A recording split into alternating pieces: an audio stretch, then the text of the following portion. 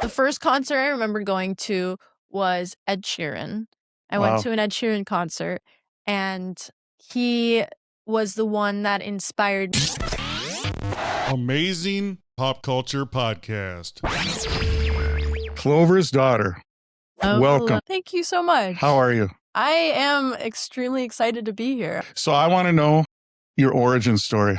Oh, that's a great one. Yes. Tell us about the name Clover's daughter, and then let's get into it. Yeah. So Clover's daughter, I started this project about a year ago. So January 2025. Ever since I was a little kid, I used to go around my mom's living room, banging on couches, taking pots and pans, trying to make some music.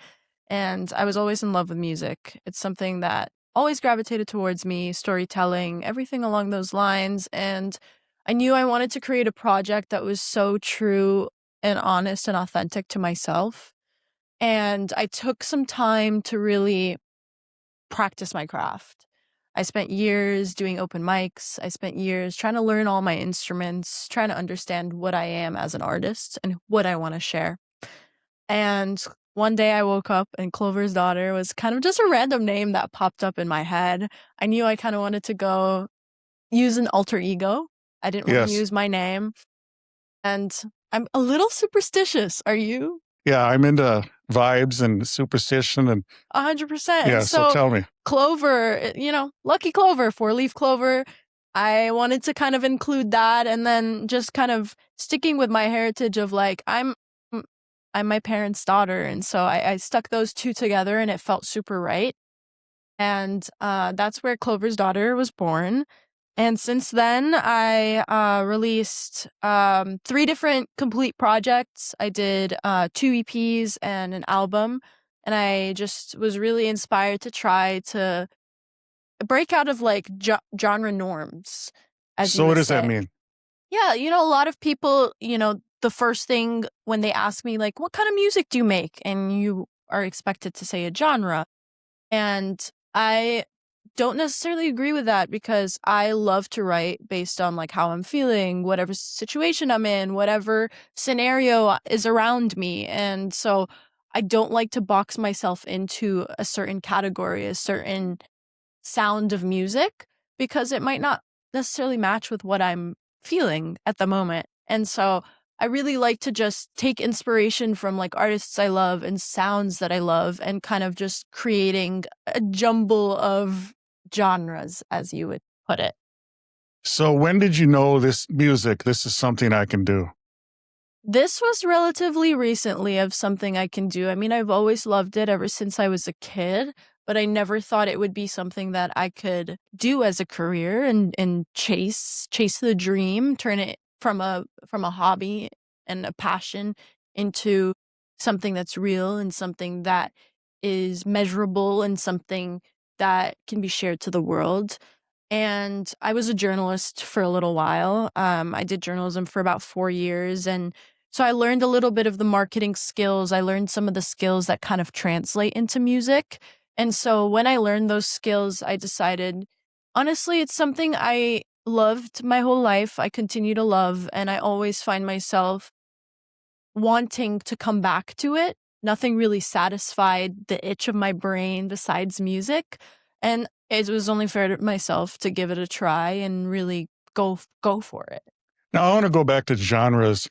So when someone listens to you, you're constantly reinventing yourself. You don't want to be put into a box. I really don't. But let's say in the music business, a music producer, how do they know where to put you? Because we all know that it's music business too. Yeah, 100%.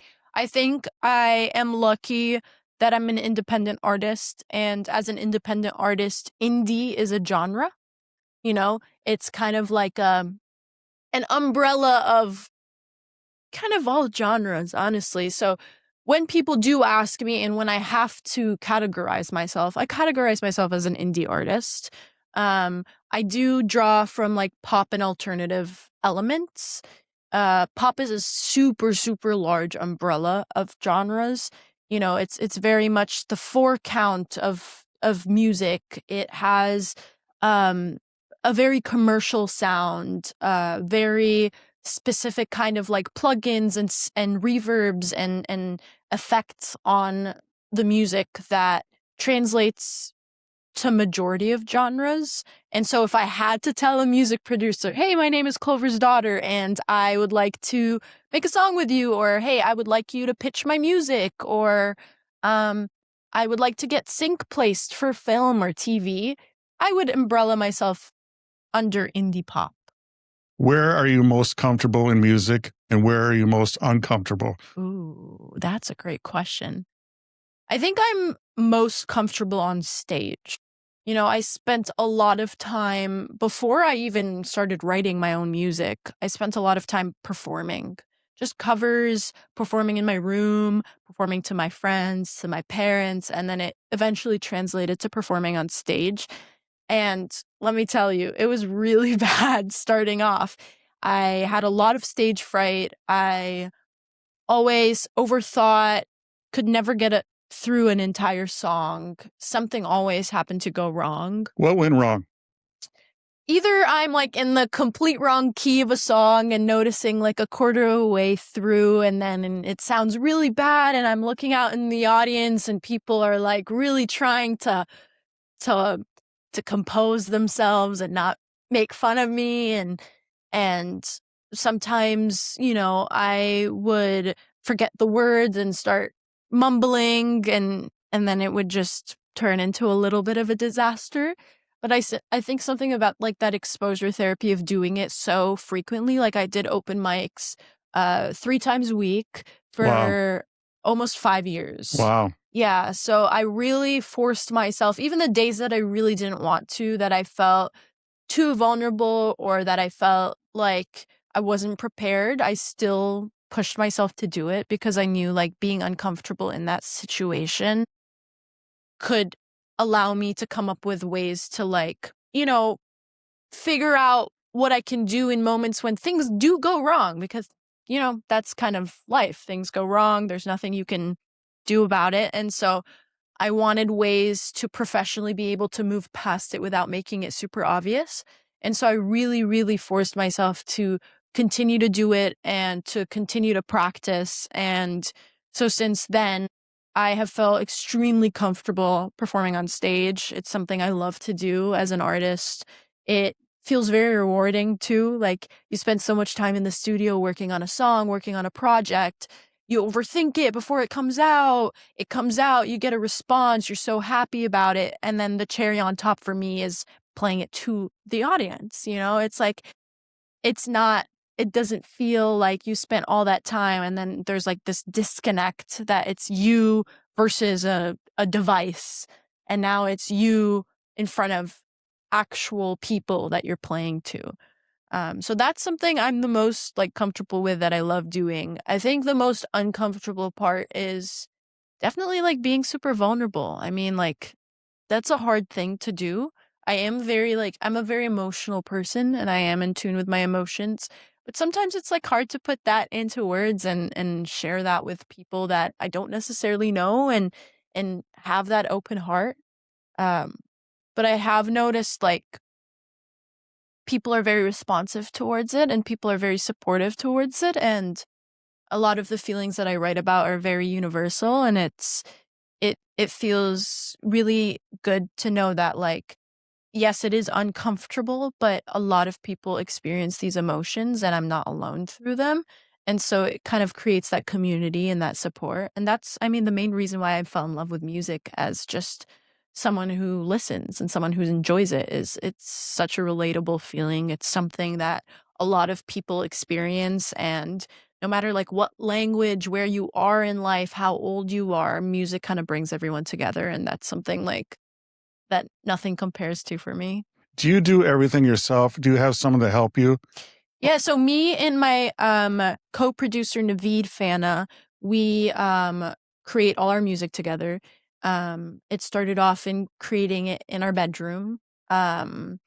And we would take turns doing it in my room and then in his room, and we never really went to a studio, and I honestly loved that experience, and it's something I cherish a lot, and I think um, something about it kind of removed that pressure of being in a studio with all these people and all this pressure and all this beautiful gear, and it's your first time doing it, and it was my first time doing it all, so I didn't want that pressure, and so doing it in a comfortable space was really, really cool, and we were able to experiment a lot more.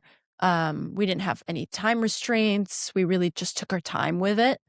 Um, and then now we do live in different cities, so we work remotely. So my latest project, Fragile Feelings, it was a 4-track EP that I just put out.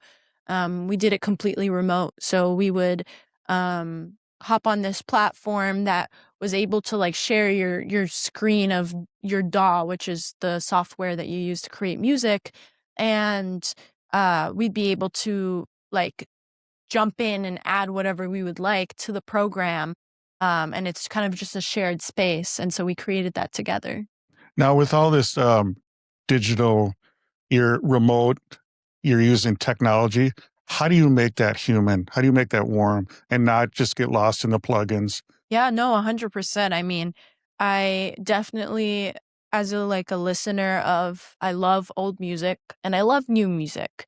And like listening to, for instance, one of my favorite bands that I draw a lot of inspiration from is Fleetwood Mac. It's very analog sounding, you don't have that robotic, inhumane feeling because a lot of it was recorded analog. You didn't have the plugins, you didn't have the effects, you didn't have any of those things. Um, but also I think it's really important to take note of the progression of technology and the progression of ways to make music sound really cool without the gear that is unavailable to the average person, the average indie artist, because that gear is extremely expensive or very just unattainable to have in your own space. Um, and I really try to make an effort to use plugins that emulate the analog sound rather than a very robotic, very auto-tuned, very quantized kind of feeling. And what I mean by quantize is there are options when you lay down a track. Let's say I'm coming and I'm grabbing my keyboard and I'm playing a couple notes, um, and it records it into the DAW. I can do something where I can highlight it all and hit quantize, and it plays the notes exactly where it should hit based on your tempo. That feels inhumane to me, which is what you're saying, because it's so perfect that like maybe even the human ear can't hear it. If there's like a tiny millisecond off, exactly puts it on the grid. Much like autotune. Exactly, much where, like where autotune. it sticks to the line. 100%. Yes. It does not veer from that. So we do try to make an effort to humanize things where we're playing it ourselves. So everything that we've recorded, we've played the instruments in ourselves. So we haven't done any like penciling in, because you can do that as well on a lot of softwares where like you can be like, okay, I want to play the C chord, I want to play the D chord, and then you can just pencil it in and then it does it for you. We really make the effort to play the instruments.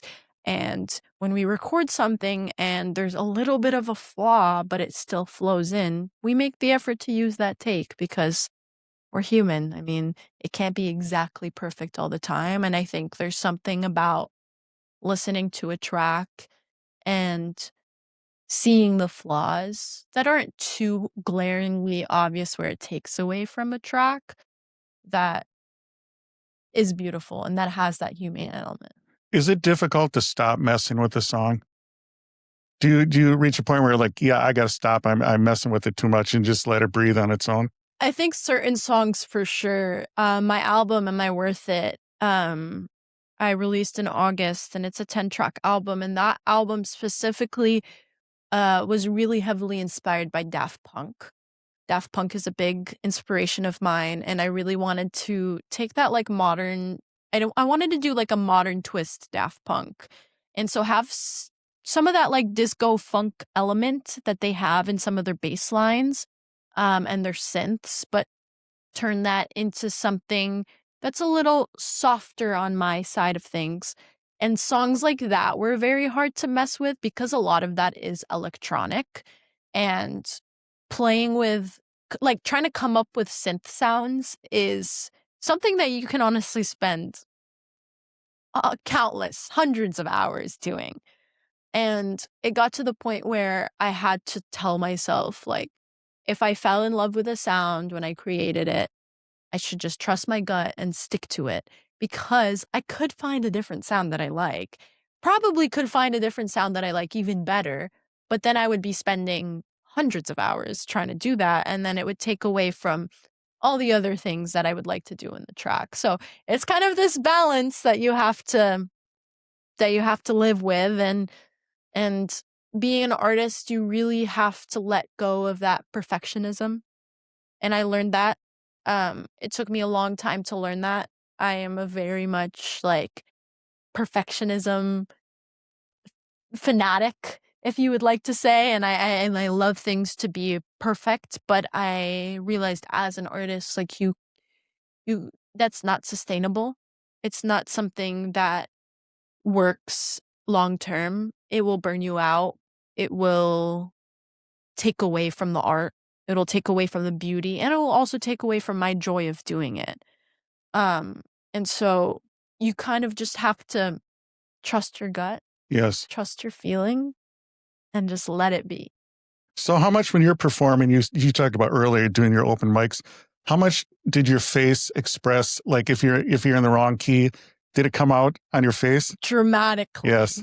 Dramatically. It was always very hard to cover it up. Because the reason I ask is a lot of times the average person doesn't even realize it. So I always think that like perfectionists and people that are really into it, they're like, oh, I missed that. I hit that. And like, it's like, dude, no one even knew. They were just going with the vibe. It's a live 100%. performance. 100%. Yeah. No, it is super difficult because, I mean, it's like, this is the thing. I mean, I can't speak for all artists, but I feel like it's very universal amongst us all artists. It's like, you care about the craft so much. Yes. And you want it to be perfect. You want it to be the best it can be. But once again, like, things happen. And you saying that, like, no one will notice. I love that you mentioned that because that's actually one of the pep talks I give my band every time before we go on stage. We meet up a couple minutes before the show and we do a little pep talk. We run through the set list, just a couple things. And then my last thing I always say is two things. I'm always like, if you make a mistake, no one will know. We know the set list like the back of our hands because we've been practicing it. And I made the music, so I know every little detail Yeah. that could go wrong. Yeah. But the average person that's listening first is there for the enjoyment of just being around live music, feeling the bass in their souls from the speaker, being amongst people who also love music, Yes. trying to discover new The music. experience. 100%. And then the second part is like, if you do make a mistake and you make it obvious, the audience will start questioning what's happening. Then it will take away from that experience. And so if something goes wrong, move past it. It's okay. We can laugh about it afterwards, but readjust. You have people around you, as in like us, the band, will cover you if you make a dramatic mistake. We will fill in the gaps to not make it that obvious and just move on. Don't let that affect the rest of your performance, because I've also worked with a lot of just musicians in the past in general that make a mistake, overthink it, and then it affects the rest of their performance because they're overthinking that mistake. And then it takes away from the beauty of the performance because the audience notices, the audience realizes these mistakes because you are making it extremely obvious on your face. Yes. It's that, and then always my last thing is always like, have fun. I mean, smile, have Rock and fun, roll. have fun. Yeah, Rock and exactly. Rock and roll, Yes. baby. I mean, that's Yeah. the whole point. It's Yes. like, I love going to concerts. I love watching live music. Even if I don't know the artist and I go and I see a band having the best time, they have smiles on their faces, they're feeling the music, they're moving around, I am 100 times more inclined to enjoy the music rather than someone standing on stage very solemn, very serious, and feeling very stoic. Yes. Obviously there are times where, like, if there's a serious song, if there's a sad song, whatever, I understand that. But overall, I think it's extremely important to have fun because, one, you don't want the joy to be stripped away from the thing that you love. And two, audience is more inclined to have more fun. What is the first concert you remember going to? The first concert I remember going to was Ed Sheeran. I went Wow. to an Ed Sheeran concert, and he was the one that inspired me to learn how to play guitar.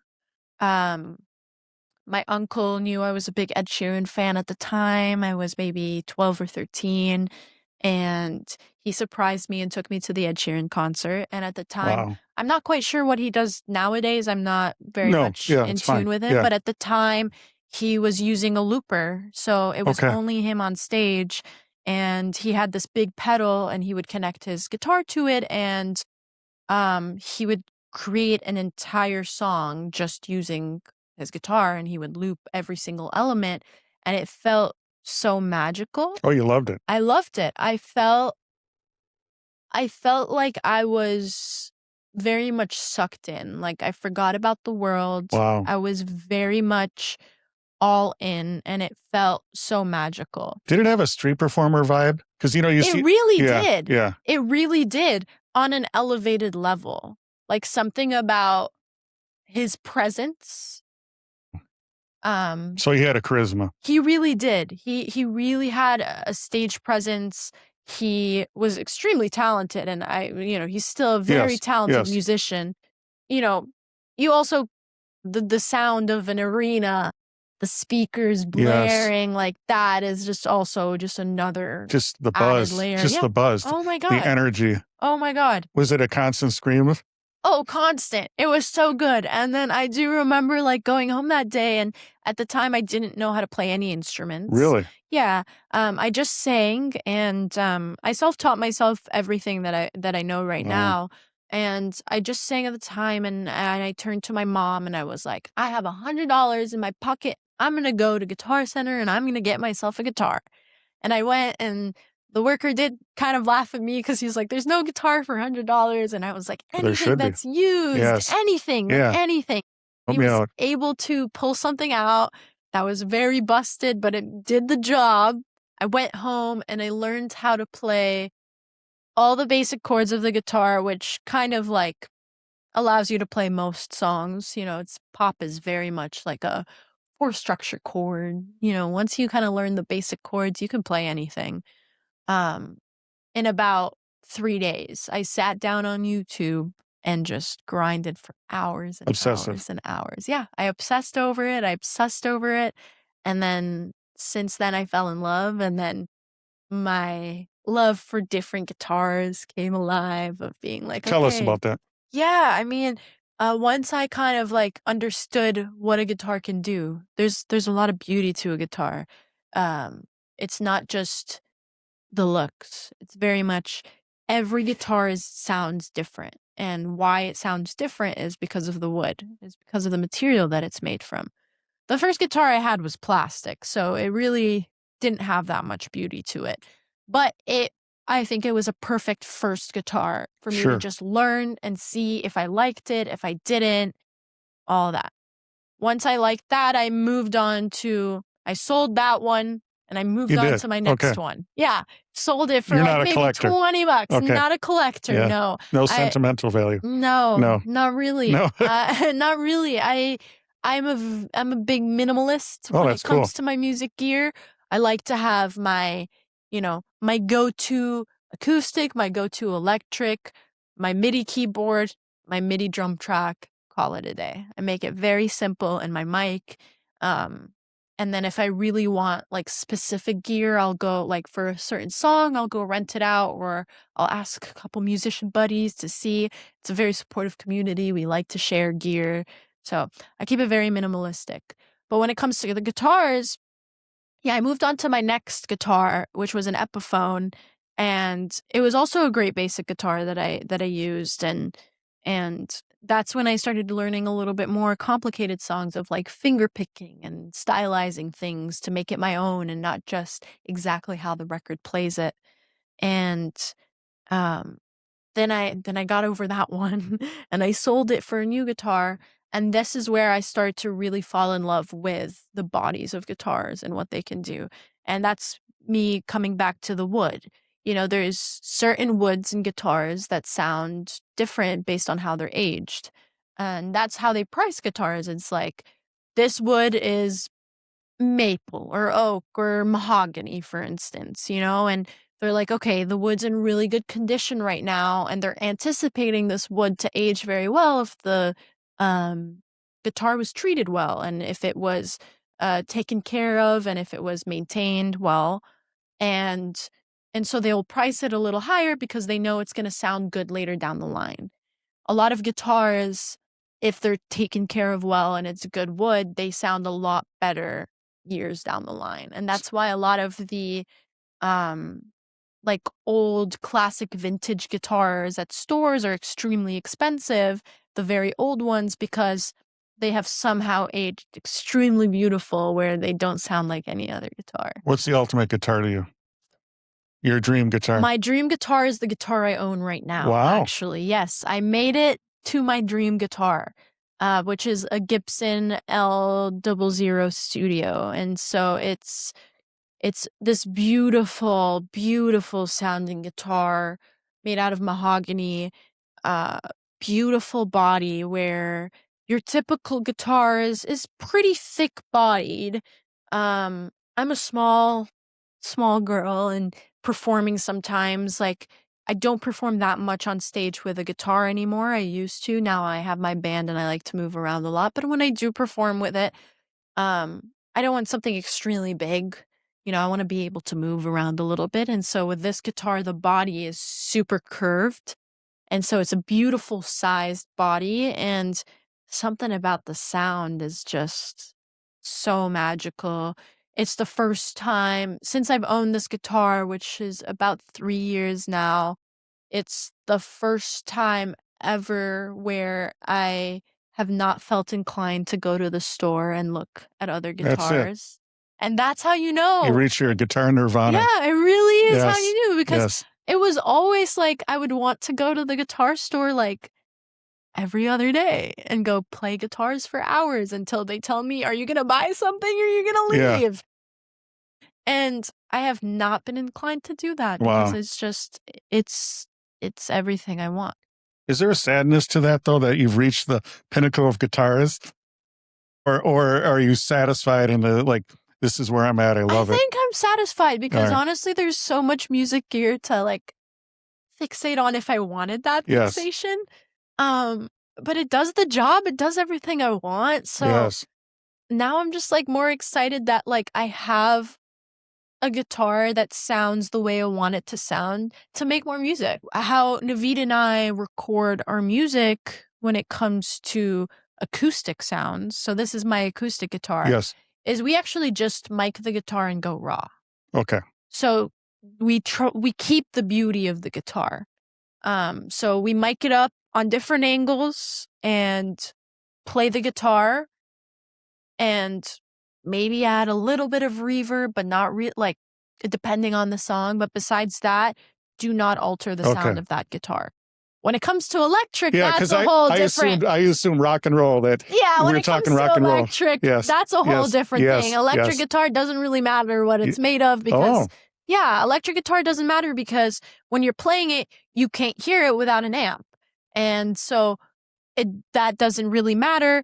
Sometimes, obviously, pickups is what matters with electric guitars, not the actual material of the electric guitar.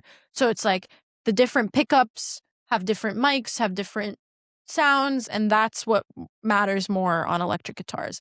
And that, for sure, like, you're altering the sound of it completely. So even though the pickups do matter, you could create whatever sound you want with the effects that we have at hand right now with the technology that we have to make your electric guitar sound like anything you want it to be. If you want to find a Led Zeppelin tone, like you can find that. If you want to do a little bit of like Beat It by Michael Jackson, like you can find like a lot of people, a lot of the guitar nerds in the community, like there's a lot of like Reddit like threads of like people being like, okay, you can turn the reverb knob to -14 or and to you can 11, turn like you could do whatever and then you can create the sound that you want to create, And so, yeah, that there's a lot of altering too, but acoustic guitar, we really make the effort not Wow. to.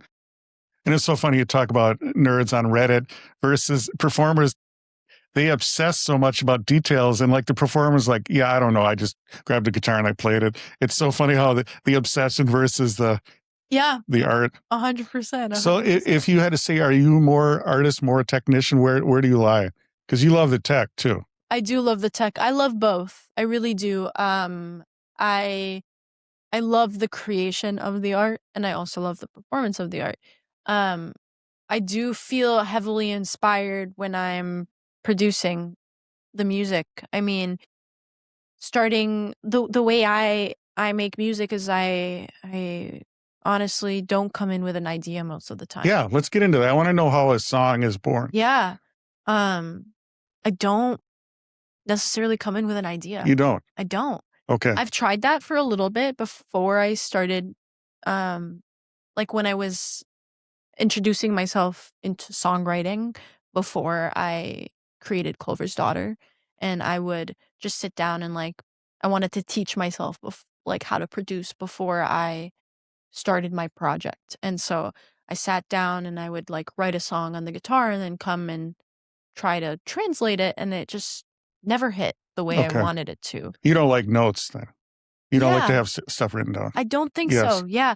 And so what I typically do is I come in and we sit down and I'm like, okay, here, usually what we start with is like, all right, let's listen to 2 songs that I really like right now that Oh, I'm okay. really interested in, whether it's the whole song in general, whether it's like the synth line or whether it's the tone of the bass. Or Who's your just go-to anything. inspirational music? Like, That, what's playing in your car right now?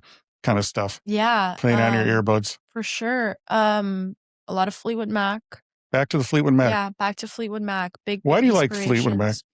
Something about the cohesiveness of the music. And what I mean by that is you can feel the band chemistry, which is really interesting because, knowing a lot about the backstory of Fleetwood Mac is they kind of hated each other towards the end. Well, I would say emotion. Yeah, there's a lot of emotion. There's a lot of emotion. Yeah. You are right. Yes. You are right. Maybe Yes. hating each other is Yes. a stretch. But hate is emotion. Yeah. Yeah, there was because if you don't, to hate, there's emotion. Yeah, that's true. It's not just apathy. Yeah. For sure, there was a lot of heightened emotions, and typically, like with bands, that's what breaks bands apart. You can hear it in the music. You can see it on stage, but I never heard that in their music. Something about it felt very nostalgic and continues to feel very nostalgic. Haunting.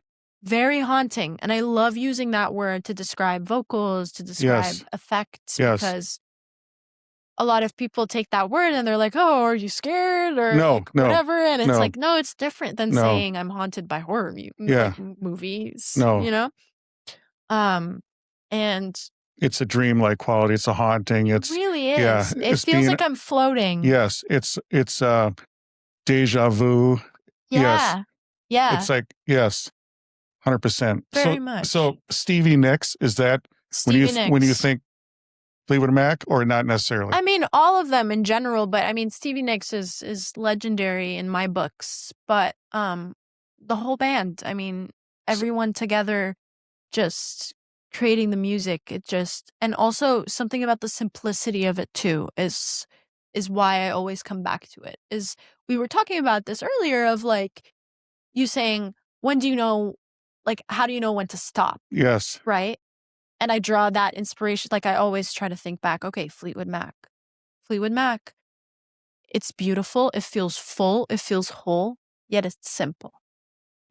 There's not crazy things happening. It's not so over convoluted, over crowded. There's not too much happening, but there's beauty in the way they're playing it. There's beauty in the melodies. There's beauty in the notes. And so that is what I like to pull from them a lot, is like the simplicity of things and the organic sound.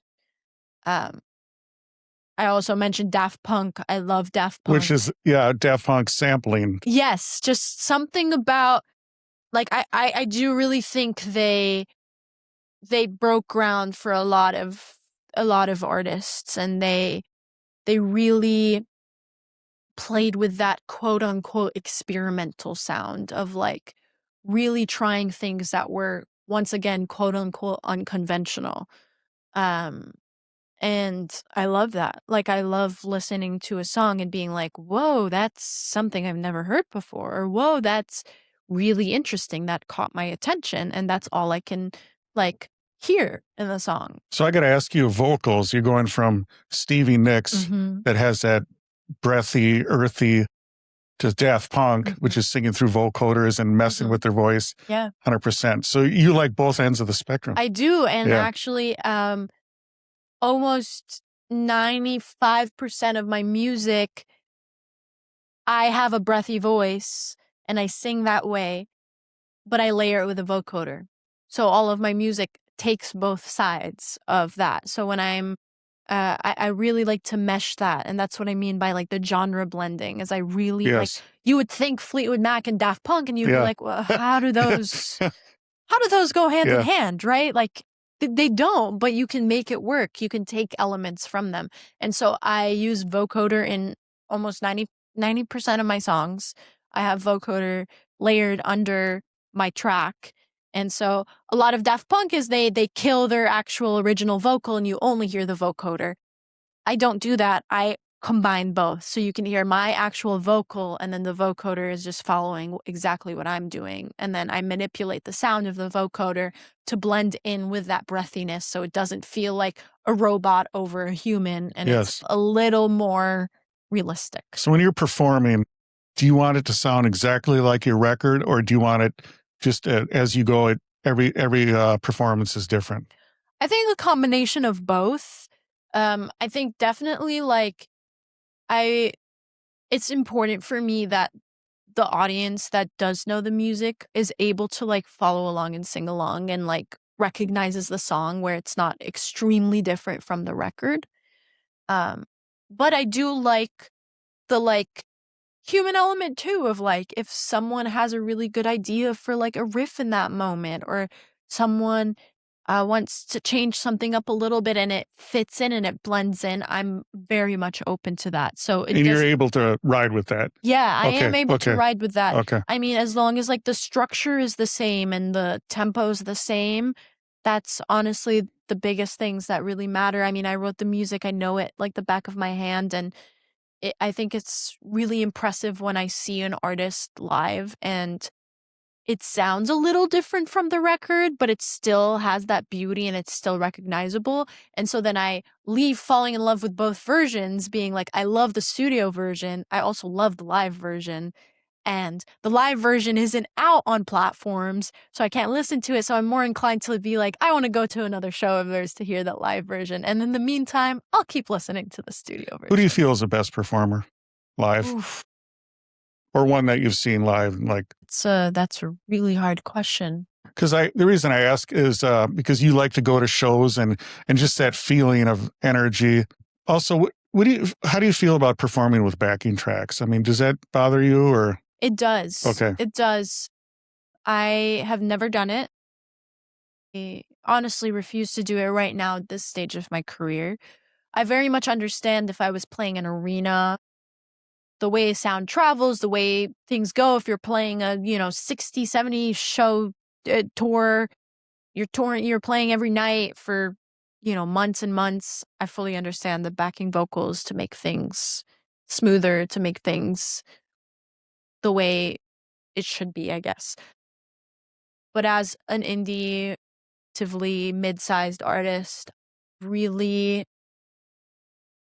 really important to me that humans are playing the music. I mean, it's like you go to a live show, you want to see it live, Yes. and backing tracks to me kind of take away from that experience. It feels, we're coming back to it again. It feels robotic in the way of if someone feels the want to like bend a note or veer off a little bit, or I tend to do a lot of like audience engagement and You do. interaction. I do. So how do you do that? So if it comes to like a bridge of my song that like a lot of like the bridges of my song loop, like repeat the same like couple words. And if I am seeing like prior, like, maybe the first verse and the chorus of the song that the audience is very much enjoying this song and they're moving and they're excited and they're really having a good time, I feed off of that energy. So when it comes to like a bridge, for instance, a song of mine, like a criminal, the bridge repeats the words, like a criminal, like a criminal. So I do that a couple times, and then I see that the audience is enjoying it. And so I look at my band real quick, and we have this conversation during rehearsal, being like, hey, if I look at you during this part, let's extend it, you know? And so, but if I don't, depending on how the audience is, feeling the music, we'll play it like we've rehearsed it, right? And so I look at my band and I'm like, okay, they're enjoying this. So I'm like, okay, repeat after me. I go, like a criminal. And they go, like a criminal. And I feed off of that. And we keep it going. And people get excited. They're like, oh, I'm involved in this. Like, I'm so excited. I'm so excited. Right. And so to do that, if we're using backing tracks, Yes. you can't do that. Yes. Because it's exactly the way you have it programmed. And so it kind of removes that element. I love doing that. I love bringing in the audience. I love talking to the audience. I love doing all of that thing. Even talking to the audience in between tracks. With backing tracks, it's all laid in, so you just hit play and it just goes, right? And you time it out. So it's like, okay, there's like 5 seconds in between each song, the next song starts. What if I had something like really important that I wanted to say, or, I'm feeling the audience and I want to, I want to give a little intro to a song or something like that. I wouldn't be able to do that because of the backing tracks. Do you do any choreography? I don't. Okay. I move around a lot and I like. But it's always different. Yeah, it's always different. It's just whatever I feel. I'm a big feeler. Like it sounds very basic, but it's like I really, I feel my music. I feel it. I let my body do what it wants to do based on how it's feeling. And, today and tomorrow can be different. I mean, I have a show at 7th Entry on March 19th, and that could be different from what I played last week. It's just, I could have woke up on the wrong side of the bed and I'm feeling really emotional this day. And or I'm feeling really angry or whatever it is. Sadness. And so it very much depends. I don't like that, the choreography right now. And me saying all of this doesn't mean I'm not going to do it later on in the future. Like I feel like it's very much scenario based. But right now I'm very happy in playing the music live. Not necessarily exactly to the record. Like, yes, I want it to be as close to the record as possible, but having that human element and listening and observing what's around you. Like, it's really important to observe. And I feel like that's something that is overlooked. Like, as an artist, while you're on stage, you should observe your audience. You should see what's happening. You should look around if they're feeling it, if they're if they're dancing so much, uh, dance with them. Like follow that energy. We're feeding off of each other's energy. Yes. How much does the venue matter to you? I mean, you talk about 7th Street Entry, the history, or versus playing in a mall. How much does the venue, or does it matter to you? Can you pull energy off of a venue, or is it to you just wherever you are? Does it flavor it, the venue? I think the venue definitely flavors it. I mean, I can definitely, I've put in the effort to like be able to pull the energy from any place. Would I prefer it? Not necessarily. The reason why I say that is I'd rather venues let me rephrase this. Like in a mall, we're using this mall example. Yeah, Tiffany, right? Yeah. In a mall, if you're going to a mall, are you going there for music? Are you going there for shopping or food or walking around or whatever activity, right? But at a music venue, you're going for the music. And so the crowd is two different energies. yes, maybe some people at the mall are going to stop and enjoy the music because they're like, oh, look, we're planning on going shopping and now we have live music. This is an awesome day. It is. Yes, it's really important to cater to that too. But I do notice an audience difference and appreciation that you don't get off of like places that are quote unquote, once again, unconventional for Sure. music compared to music venues. Now, the venue size, what the venue is, that I don't care. Okay. As long as it's specifically for the music. So you feel that a venue has the immersion to it, much like seeing a movie in a movie theater where you're there to see the movie versus at home, you're on your phone, you're watching Netflix. Yeah. So it's a different vibe. Yeah, it's a big difference. I mean, and like that's how you connect. That's how you connect to an audience. That's how I found a lot of artists that I love listening to now that I've never heard of before. Like I stumble across a venue and I'm like, okay, tonight's the night I'm going to go to this venue and I'm going to see this artist that I've never heard of. And I'm going to feel it because everyone else is feeling it. And then I'm going to see whether I like the music or not. If I did that, and then if that artist played at a mall, I might still enjoy the music, but there's too much happening. There's too much distraction where I'm like, it's not going to hit the same, So size venue, where do you think the ultimate size would you like? Do you like the intimate club? Is that your vibe, do you think? I do like the intimate. I like both. Okay. Right now with my EP, Fragile Feeling, it's a 4-track EP. It's very much a more emotive, slower, floaty, haunting sound. And so with music like that, it's really nice to have that intimate vibe because you're looking into people's eyes. They're close enough. There isn't that massive like barrier gap between you and the audience Where you can't see their faces because of the lights. Exactly. You feel like one. But then also, I mean, there's such joy to playing a big venue too. I mean, it feels surreal. It feels extremely rewarding to see that many people. Yeah, you can't see their faces, but you can see movement. To see that many people enjoying the music, feeling it. Like a perfect example is I played both 7th Street Entry and First Ave, the main room at First Avenue, and both I cherish. A little bit of history there, right? Yeah, a little bit. And I cherish both. Extremely cherish both, and both I have very like specific memories with. And if someone were to ask me, which one did you like more? I can't give you an answer to that. They're two completely different vibes. Tell us how the energy and the vibes are different. Yeah. And explain to people that haven't been there what the layout is, what it's like. Yeah. So 7th Street Entry and First Avenue main room share a building.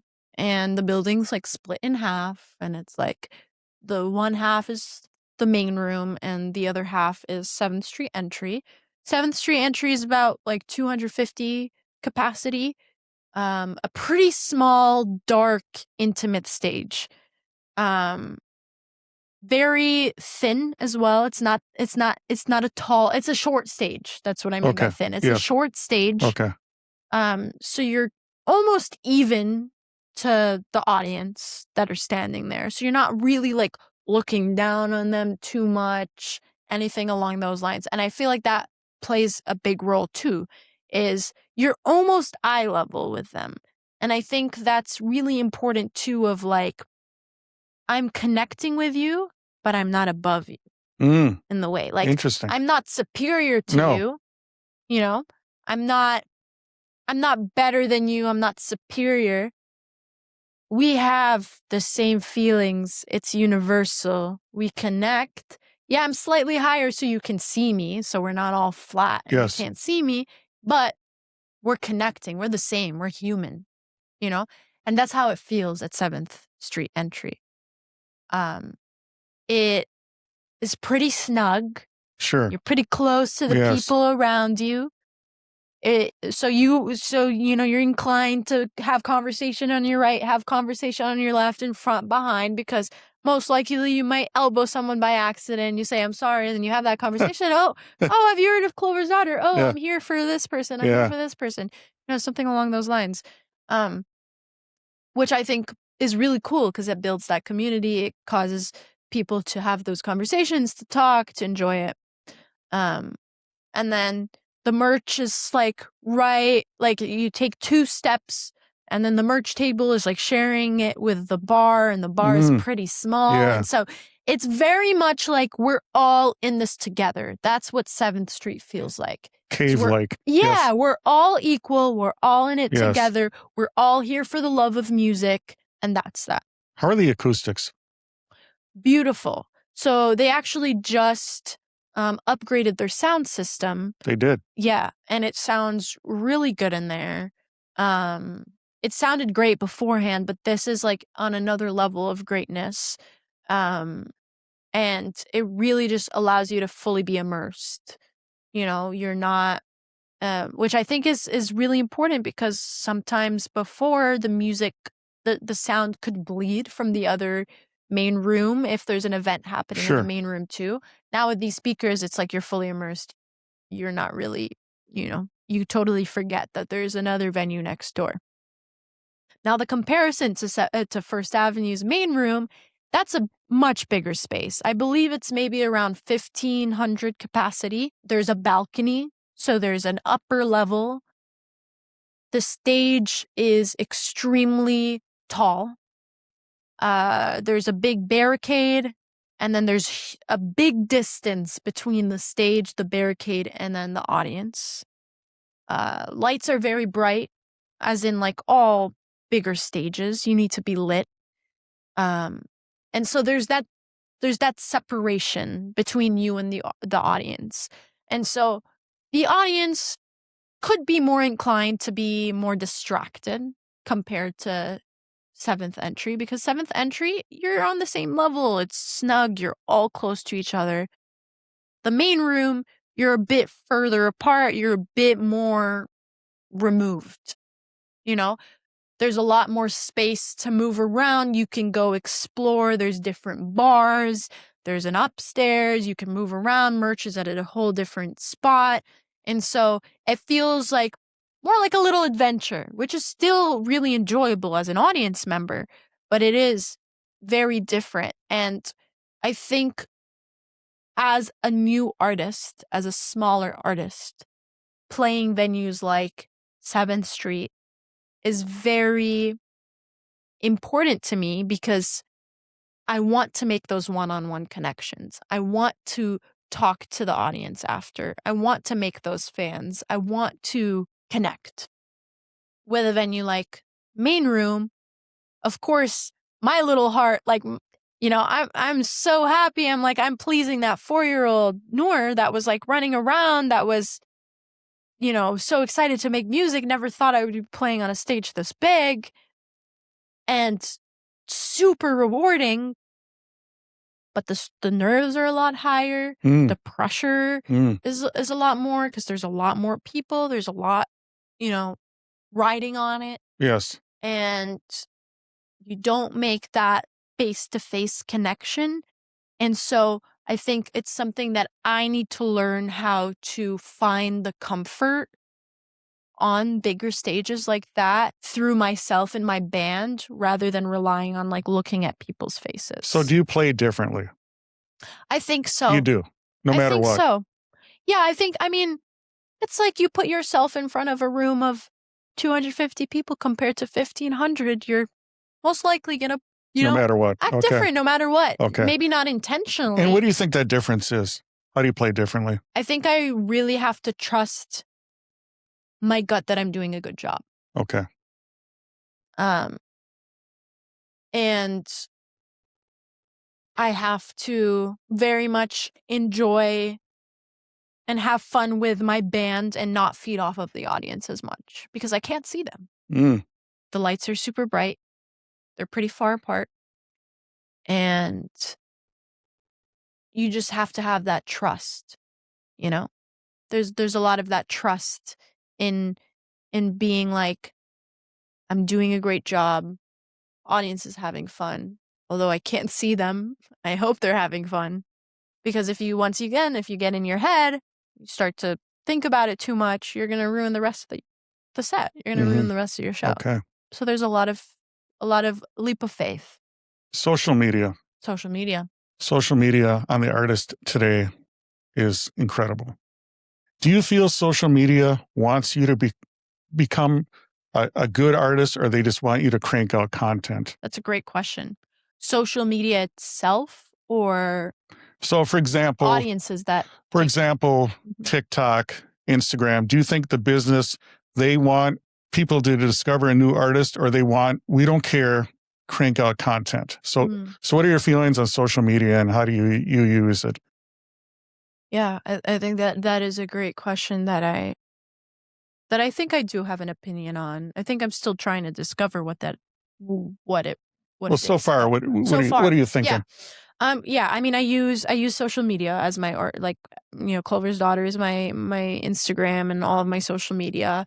And I definitely do think it's really important right now as a small artist to use it, because I don't have the backing of a label. I don't have the backing of agents. I don't have the backing of publications or anyone. It's solely me and only my word of mouth of how to spread my music and my art to the world.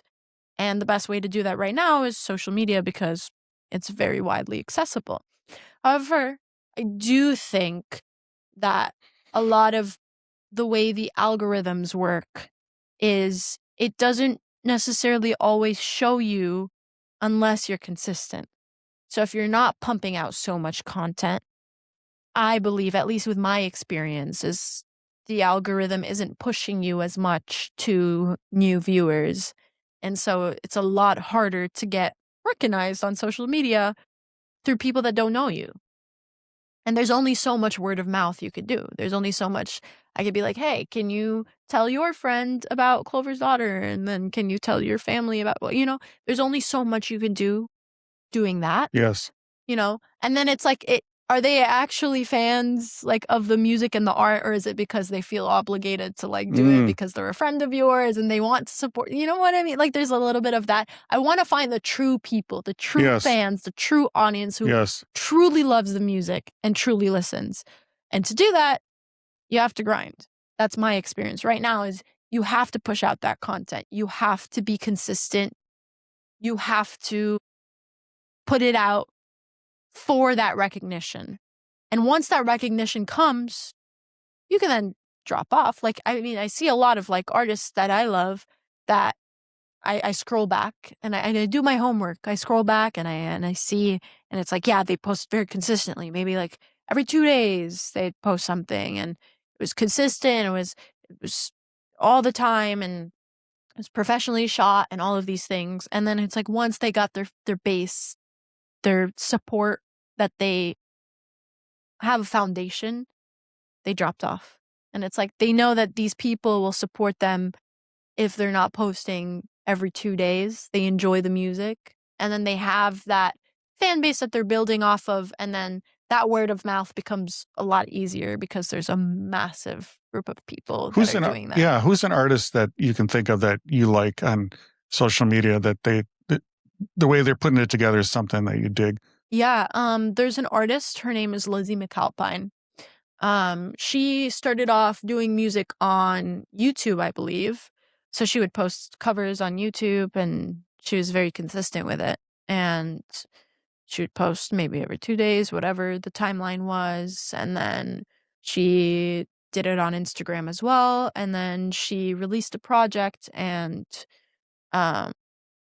one of her videos went viral on YouTube of her singing, and she gained a decent amount of followings. And then she started releasing her own music, and she had that fan base. And then the consistency of the content on social media dropped, but the consistency of the music, putting out music, was sky high, and I'm assuming, she loves the music. I'm assuming that's the focus, but because she had that foundation, after being consistent for so long, she could drop off without having that dramatic impact on her career. Mm-hmm.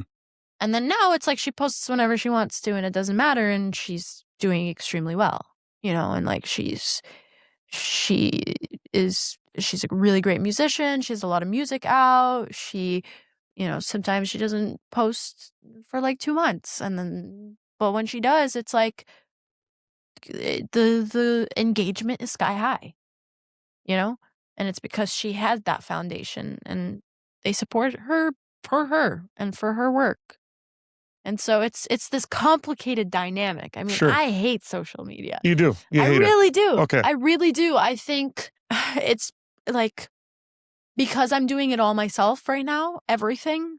I'm doing the marketing, I'm booking my own shows, I'm booking my own tours, I'm making my own music, I'm distributing my own music, reaching out to radio, platforms, everything. I'm doing everything. I'm doing all of the business side on my own, which I don't have that much experience in business, but I took the time to like really learn how to do it. Sure. And I'm still learning along the way. I think doing that is exhausting. I mean, it takes away from my want to just make the music. I want to just focus on making the music, but I'm like, well, I'm pumping out too much music and I'm not having enough like content to support it to keep the music, alive. After, the 2-3 weeks the song or the project is out, how do I keep that project alive? And how much of that work offline affects the music? Because in actuality, you're about the music and everything else is, pushing people towards that music. So I could see, what do you think? How much you reach a point where like, I got to have some me time here. Yeah, for sure. Yeah. I do. And I really try to make an effort to like take a day of the week to just like film as many videos as I can and then do a schedule. So I'm scheduling it. So I'm not on social media that often. And so it does the rollout post without me having to be on it, spending hours doing it all. And so I just kind of have one really hard day of focusing on content. Yes. And then the rest is just like me doing the music, me taking me time, enjoying it. Yeah. So tell us, how do you decompress? I decompress. I love to just disconnect, and it's hard because, a lot of my job does rely on like my phone. It's like the social media, the emails, the texts, all of that. I mean, it's my job. And so to have that disconnect and to decompress, I like to read. You read. I Okay. love reading. Yeah. I mean, I love storytelling. That's why I love writing music too. So I love to read. I love to cook. Just like Excellent. sit there, play some music, like blast some of my favorite songs and just cook a dinner and maybe watch a movie and just eat the dinner and just kind of really stay away from clocks. checking the stats, checking social media, planning for the next release, doing any of that. I think it's really important, especially because I think it's a little complicated, and it's something I'm learning right now. But it is a little complicated because playing music is also my passion. It's still my passion. Sure. It's my job. Yeah. It's my passion. It started as my hobby. And so it is sometimes the one thing I tend to gravitate towards, where I'm like, I want to decompress. I want to play music. But I do try to put a line of being like, okay, maybe I could play music if I feel like playing music, but let me not label it as decompressing. Because if I do sit there and I play music and I come up with something really cool, I know I'm going to sit on my computer and spend the next 12 hours trying to make a song with it instead of decompressing. And so because I chase that feeling, I could just pull out my phone, voice memo it, and then come back to it a different day. But I very much like to write and like to produce based on how I'm feeling. And so if I have that spark, I want to chase it right away. So are you usually more amped or more chill in general? I'm more chill in general. Okay. Yeah. Yeah. I really try to take pride in just taking things how it is and and just taking the time to breathe and know that, even when things get overwhelming and there's a lot going on, it's important to just like breathe and be in the moment. Good. So tell us, how do people that are watching right now, listening, how do they get a hold of your music? What's the best way? Yeah, I mean, Clover's Daughter is my artist name. If you Google Clover's Daughter, you'll find me on your Google.